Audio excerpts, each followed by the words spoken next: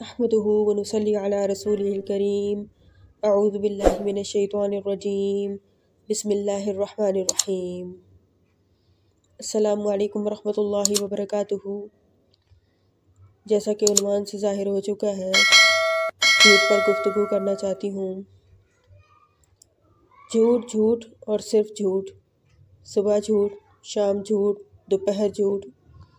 ایسا لگتا ہے جیسے ہماری زندگی جھوٹ سے شروع ہوتی ہے اور جھوٹ ہی پر ختم ہو جاتی ہے، یا پھر ہم جھوٹ بولنے کے لیے ہی پیدا کیے گئے ہیں۔ جبکہ رسول اللہ صلی اللہ علیہ وسلم کا ارشاد پاک ہے، مومن دھوکے باز نہیں ہوتا، مومن دھوکہ نہیں دیتا۔ یہاں تک فرمایا، ایک صحابی حضرت عامر بن عبداللہ کا واقعہ حدیث میں آتا ہے، فرماتے ہیں کہ ایک بار میری والدہ نے مجھے بلایا اور کہا کہ ادھر آؤ، میں تمہیں کھجور دیتی ہوں۔ تو رسول اللہ صلی اللہ علیہ وسلم جو کہ پاس ہی تشریف فرما تھے، آپ صلی اللہ علیہ وسلم نے دریافت کیا، کیا تمہارے پاس کھجور ہے؟ تو وہ کہتی ہیں جی ہاں میرے پاس کھجور ہے۔ تو رسول اللہ صلی اللہ علیہ وسلم فرماتے ہیں کہ اگر تمہارے پاس یہ کھجور نہ ہوتی نا تو تم جھوٹے ہونے کے لیے اتنا ہی کافی ہوتا کہ تمہارے پاس کھجور نہیں ہے اور تم اپنے بچے کو بلا کے اس کو دینے کی کوشش کر رہی ہو۔ جبکہ ہمارے ہاں تو بچوں کو عموماً اسی طرح سے بلایا جاتا ہے، جھوٹ بول کر، اور وہیں سے ان کی گھٹی میں جھوٹ شامل ہو جاتا ہے۔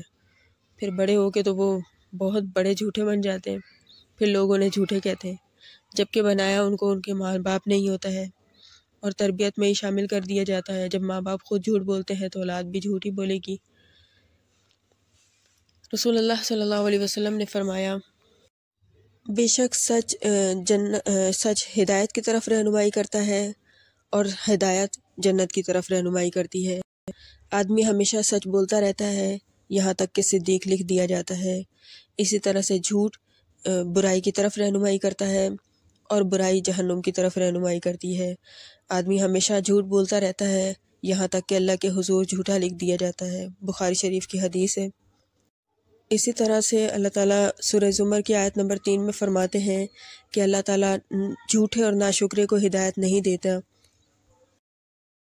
ایک حدیث میں تو جھوٹے کو منافق کے تشبیہ دی گئی ہے، فرمایا منافق کی 3 علامتیں ہیں، جب بولتا ہے تو جھوٹ بولتا ہے، وعدہ کرتا ہے تو وعدہ خلافی کرتا ہے، اگر اس کے پاس امانت رکھی جائے تو امانت میں خیانت کرتا ہے۔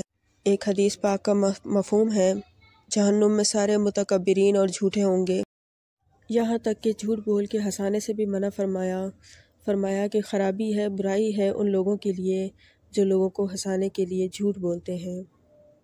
اللہ تعالیٰ ہم سب کو جھوٹ کی لعنت سے بچائے۔ اللہ تعالیٰ کا ارشاد پاک ہے، لعنت اللہ علی الکاذبین، اللہ تعالیٰ کی لعنت ہے جھوٹوں پر۔